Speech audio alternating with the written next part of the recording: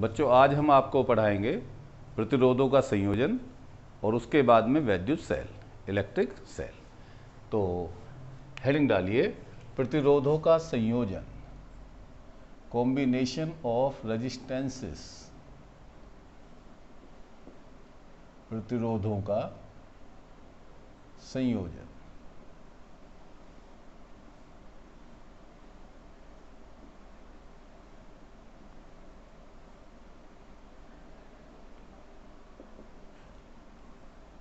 Combination of resistances।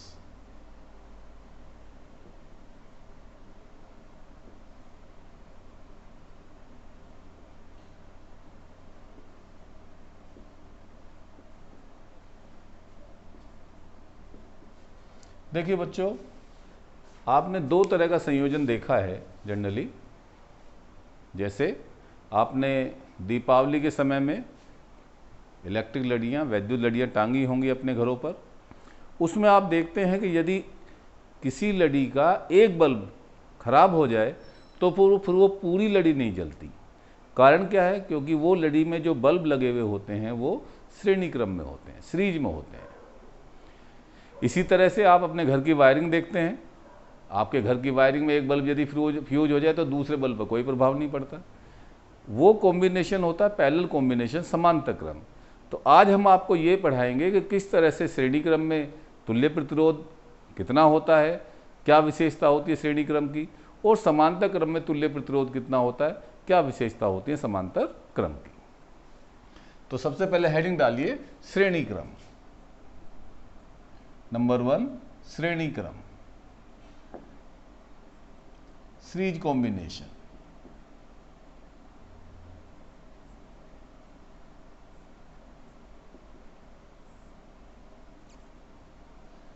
Series combination.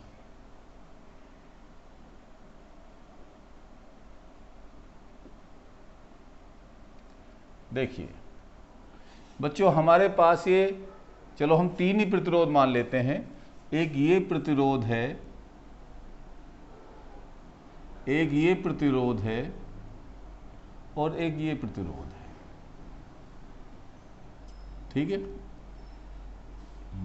मतलब एक प्रतिरोध का एक सिरा दूसरे प्रतिरोध से जुड़ा और दूसरा सिरा तीसरे प्रतिरोध से जुड़ा, और इनको हमने मान लो किसी बैटरी से जोड़ दिया। बैटरी सबने देखी होगी और मैं पढ़ाने वाला भी हूं बैटरी आपको। इस तरह से यहां कुंजी लगाई। अब हम ये देख रहे हैं, क्या मान लो इससे बैटरी से आई धारा निर्गत हुई, निकली, तो ये आई वैद्युत धारा ये बेटा कहीं बटी नहीं है, एक जैसी है धारा। ठीक है? आई की वैल्यू एक जैसी है। ये रेजिस्टेंस R1, ये प्रतिरोध R1, ये प्रतिरोध R2 और ये प्रतिरोध R3। मान लो हमने बैटरी से V वोल्ट लगाया। जैसे मान लो हमारे पास 10 वोल्ट की बैटरी है तो विभवांतर कितना हुआ? 10 वोल्ट। अब आप जानते हैं कि I का मान तो एक जैसा है बच्चों। हमने आपको ओम का नियम पढ़ाया था, क्या? V बराबर IR पढ़ाया था। अब देखिए, जब I की वैल्यू सेम है तो R की बदलेगी तो V की बदलेगी। तो बेटा यहां पोटेंशियल ड्रॉप, यहां विभवांतर R1 के सिरों के बीच V1, यहां विभवांतर V2 और यहां विभवांतर V3। क्लियर? क्योंकि प्रतिरोध के मान अलग अलग है, ये R2 है। अब ये जो नेट विभवांतर होगा, जो हमने लगाया है V, इन सभी विभवांतरों के योग के बराबर होगा। तो V बराबर किसके होगा बच्चों? V1 plus V2 plus V3। तो श्रेणी क्रम के हम एक विशेषता और देख रहे हैं कि प्रत्येक प्रतिरोध में धारा का मान समान है। तो क्या डेफिनेशन हुई कि दो या दो से अधिक प्रतिरोध, दो या दो से अधिक प्रतिरोध श्रेणी क्रम में जुड़े कहलाते हैं यदि प्रत्येक प्रतिरोधक में धारा का मान समान हो। यू कैन नोट कर लीजिए, लिखिए, दो या दो से अधिक प्रतिरोधक श्रेणी क्रम में जुड़े कहलाते हैं यदि प्रत्येक प्रतिरोधक में प्रवाहित वैद्युत धारा का मान समान हो। क्लियर? नेक्स्ट लाइन से लिखिए माना 3 प्रतिरोध R1, R2 और R3, माना 3 प्रतिरोध R1, R2 और R3 V वोल्ट की बैटरी के साथ श्रेणी क्रम में जुड़े हैं। यदि परिपथ में प्रवाहित धारा I तथा प्रतिरोधकों के सिरों के बीच विभवांतर क्रम से V1, V2 और V3 हों, तब नेट विभवांतर V बराबर V1 plus V2 plus V3 ओम के नियम से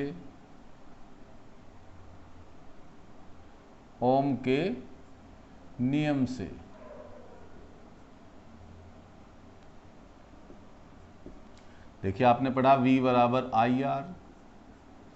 अब बेटा V क्या है? V है तुल्य विभव, तुल्य विभवांतर जो हमने अप्लाई किया, तुल्य धारा I और तुल्य प्रतिरोध हमने RS मान लिया, सीरीज में नेट रेजिस्टेंस। तो V1 क्या हो जाएगा? V1 equal to IR1, V2 क्या हो जाएगा? IR2 and V3 becomes IR3। तब देखिए रखिए वैल्यू, V की वैल्यू कितनी रखिए? IRS इक्वल टू V1 की वैल्यू IR1, I तो सेम है, V2 की value IR2 plus IR3। I common निकाल कैंसिल कर सकते हैं, तो RS बराबर R1 plus R2 plus R3। अब यहां पर एक विशेषता आप देख रहे हैं बच्चों कि नेट प्रतिरोध अवयवी प्रतिरोधों के योग के बराबर है। तो इससे हमें यह स्पष्ट हो रहा है कि यदि हम प्रतिरोधों को श्रेणी क्रम में जोड़ते हैं तो तुल्य प्रतिरोध का मान बढ़ जाता है। या हमें प्रतिरोध अधिकतम लेना है तो हमें प्रतिरोधों को किस में जोड़ना चाहिए? श्रेणी क्रम में जोड़ना चाहिए। दैट इज, देखिए, अर्थात प्रतिरोधों को श्रेणी क्रम में जोड़ने पर तुल्य प्रतिरोध का मान बढ़ जाता है। क्लियर हो गया? चलिए इसके बाद में नंबर 2 समांतर क्रम। नंबर 2 समांतर क्रम।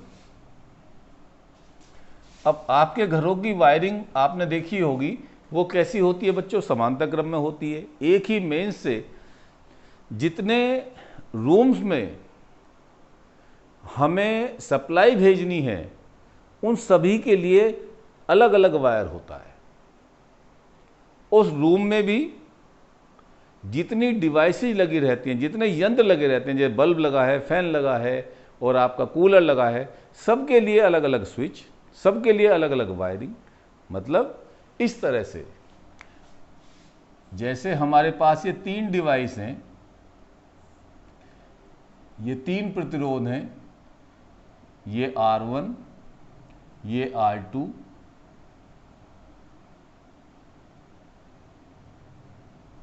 और ये R3।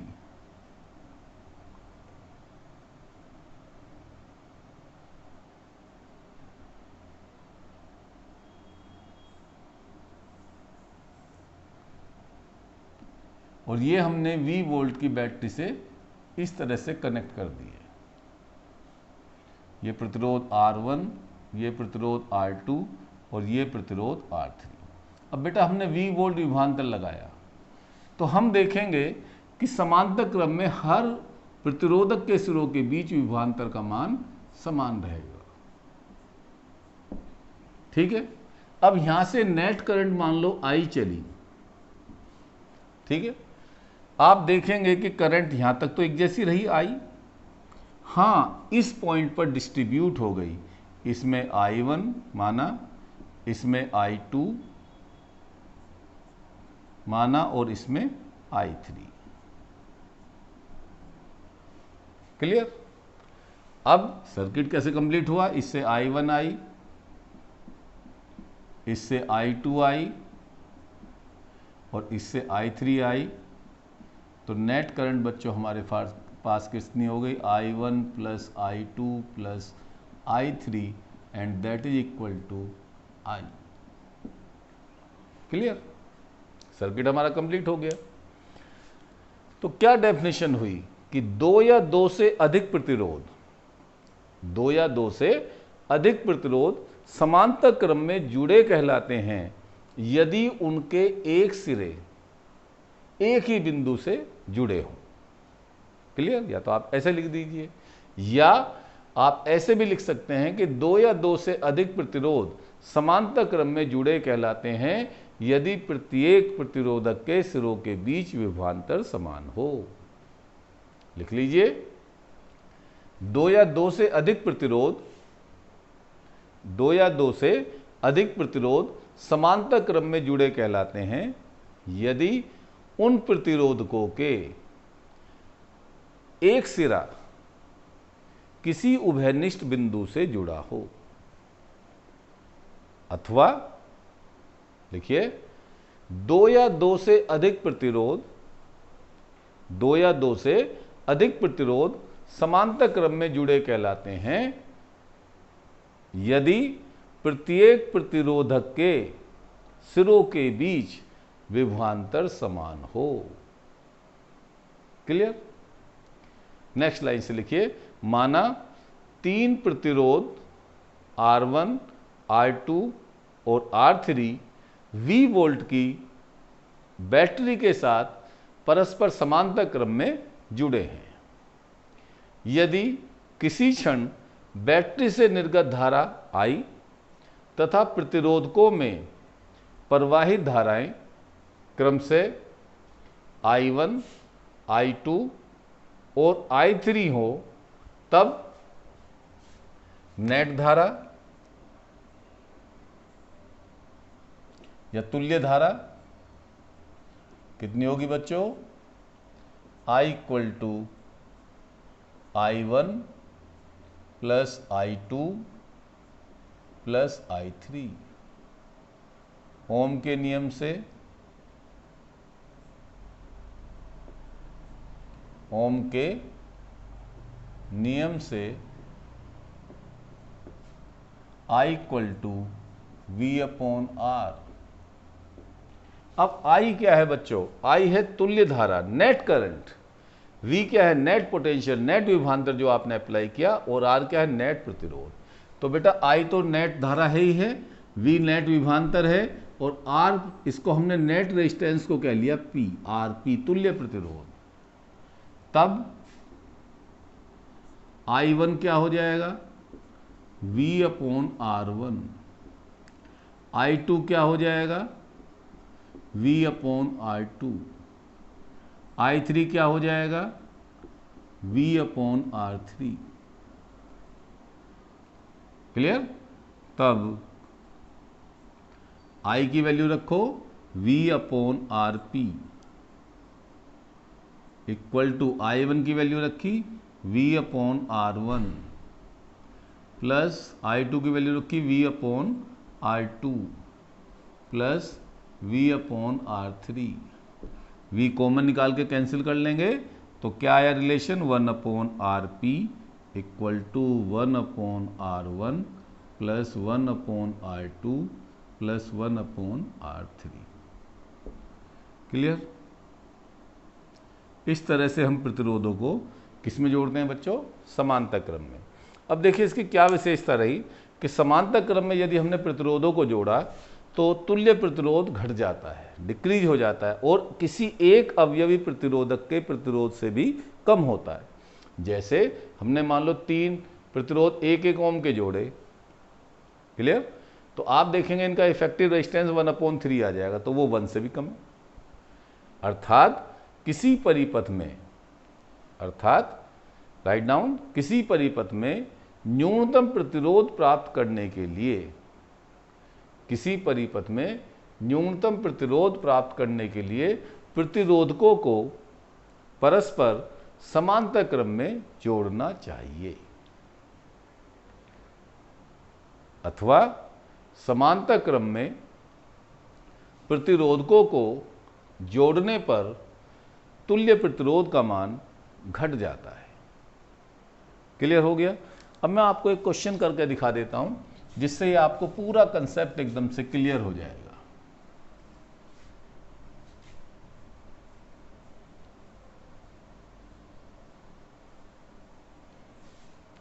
देखिए, क्वेश्चन लिखिए,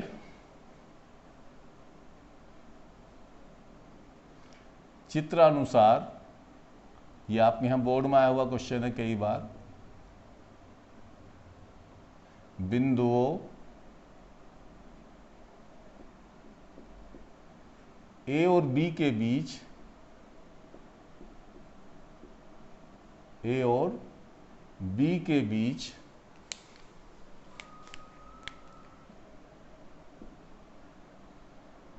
तुल्य प्रतिरोध ज्ञात कीजिए।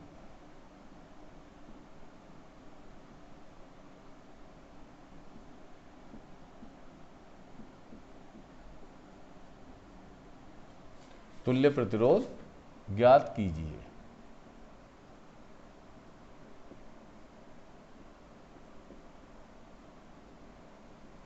अब देखिए चित्र क्या है। ये बच्चों एक ट्रायंगल दे दिया,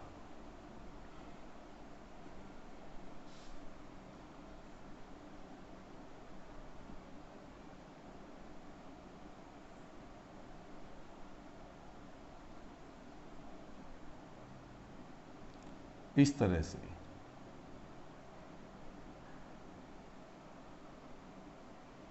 ये 1 ओम, ये 1 ओम, ये 1 ओम, ये ए, ये बी और ये सी।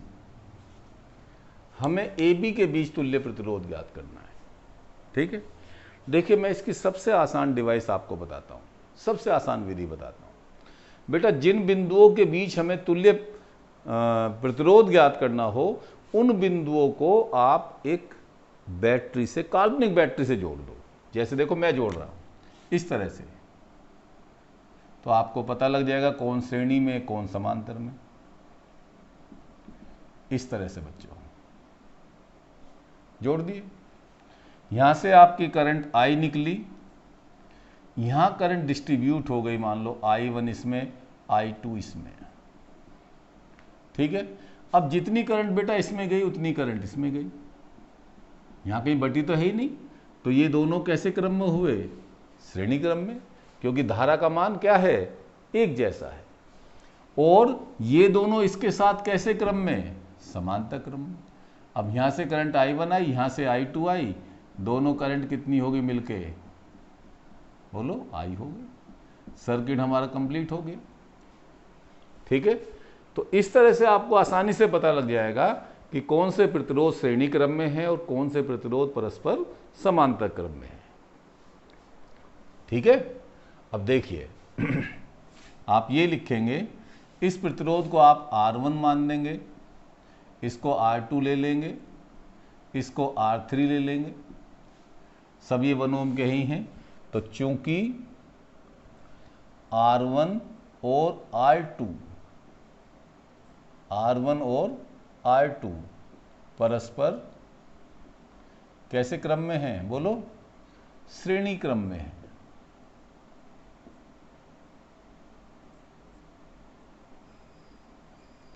परस्पर कैसे क्रम में है? श्रेणी क्रम में है। अतः इनका तुल्य प्रतिरोध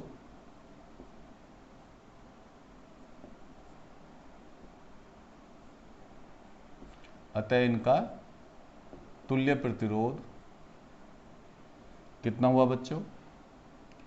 R dash equal to R1 plus R2 या R dash equal to R1 की वैल्यू 1 ओम और R2 की वैल्यू कितनी बच्चों 1 ओम, तो R डैश की वैल्यू कितनी आई 2 ओम। ठीक है, अब इन दोनों को हम मिला के एक प्रतिरोध मान सकते हैं कितने ओम का, बोलो 2 ओम का। और इसके साथ ये कैसे क्रम में जुड़ा हुआ है 1 ओम का R3 समांतर क्रम में।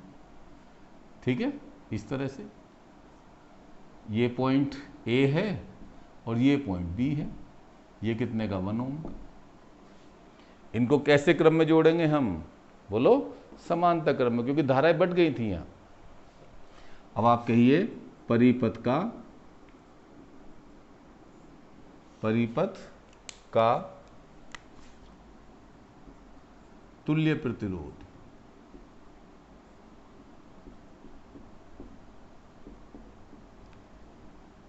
तो वो बच्चों कितना हुआ 1/R इफेक्टिव तुल्य प्रतिरोध 1/R डैश प्लस 1/R3।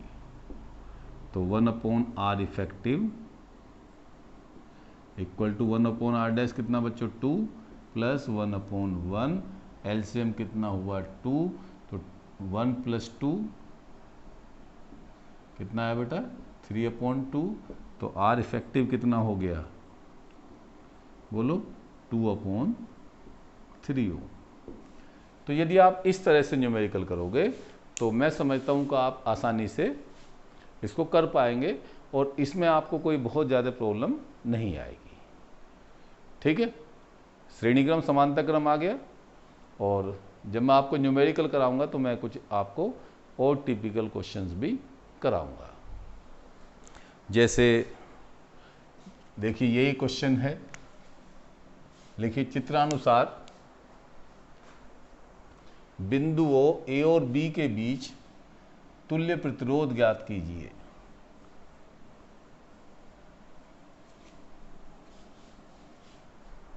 देखिए कैसे,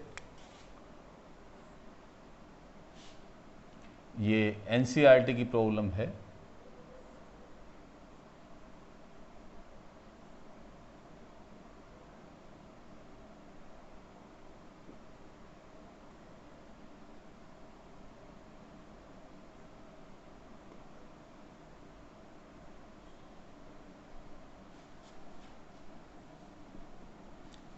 एडिशनल प्रॉब्लम बच्चों ये,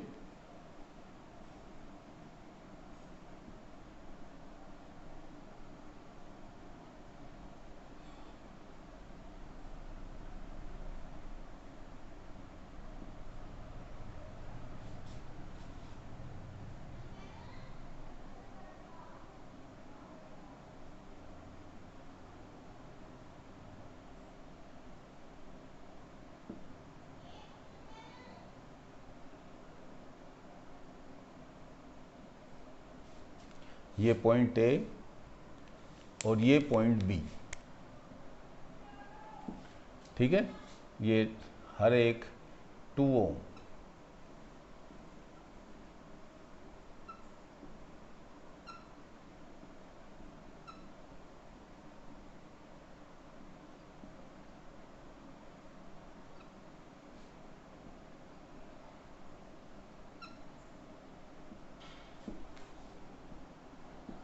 क्लियर। अब देखिए बच्चों, यहां से करंट चलेगी आई, इसमें डिस्ट्रीब्यूट होगी और इसमें डिस्ट्रीब्यूट होगी, जितनी इसमें गई उतनी इसमें गई, ये दोनों कैसे क्रम में श्रेणी में। ऐसे ही जो करंट I2 इधर आई बेटा वो I2 इसमें गई, तो ये दोनों कैसे क्रम में श्रेणी क्रम में।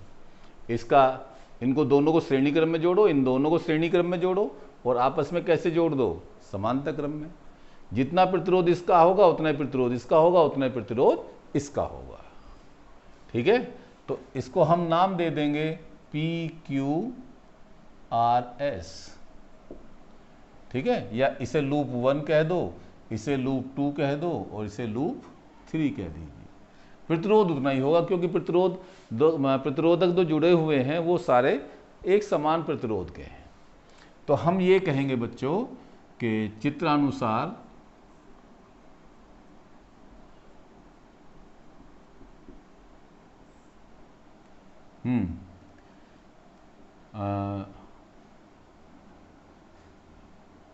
PQRS का प्रतिरोध,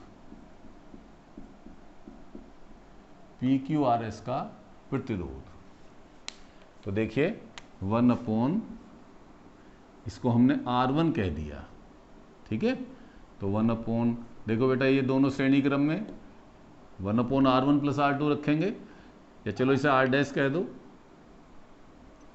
तो ये दोनों श्रेणी में जोड़ोगे 2 प्लस 2 प्लस इनको श्रेणी में जोड़िए 1 अपॉन 2 प्लस 2, तो 1 upon R dash equal to, ये कितना हुआ 4, ये कितना हुआ 4 LCM 1 plus 1 that is 2 upon 4, और R dash equal to 4 upon 2 करेंगे, कितना आ जाएगा बच्चों 2।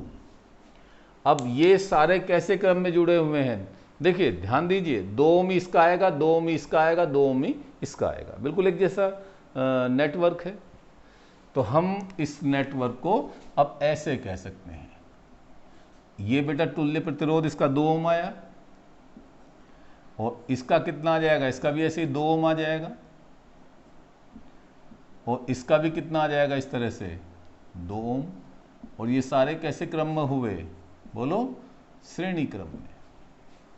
ये सारे कैसे क्रम में हुए, श्रेणी क्रम में। तो हम ये कहेंगे कि चित्रानुसार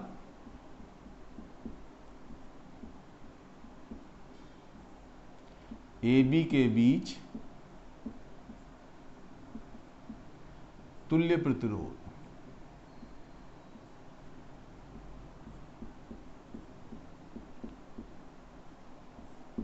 तो कितना हुआ 1 अपॉन RAB इक्वल टू, देखिए 1 upon R1 plus 1 upon R2, sorry श्रेणी क्रम में है ये, R बराबर R1 plus R2 plus R3। तो R बराबर, R1 कितना हो गया ये 2 ओम, R2 कितना हो गया 2 ओम, R3 कितना हो गया 2 ohm, that is R equal to 6 ohm. आया समझ में? इस तरह से हम इन श्रेणी क्रम और समांतर क्रम को अप्लाई करेंगे परिपथों में, न्यूमेरिकल्स में, और जहाँ भी हमें इनकी आवश्यकता होगी। इस वीडियो में बच्चों इतना ही। नेक्स्ट वीडियो में मैं आपको वैद्युत सेल और उसका संयोजन पढ़ाऊंगा। Very very thanks.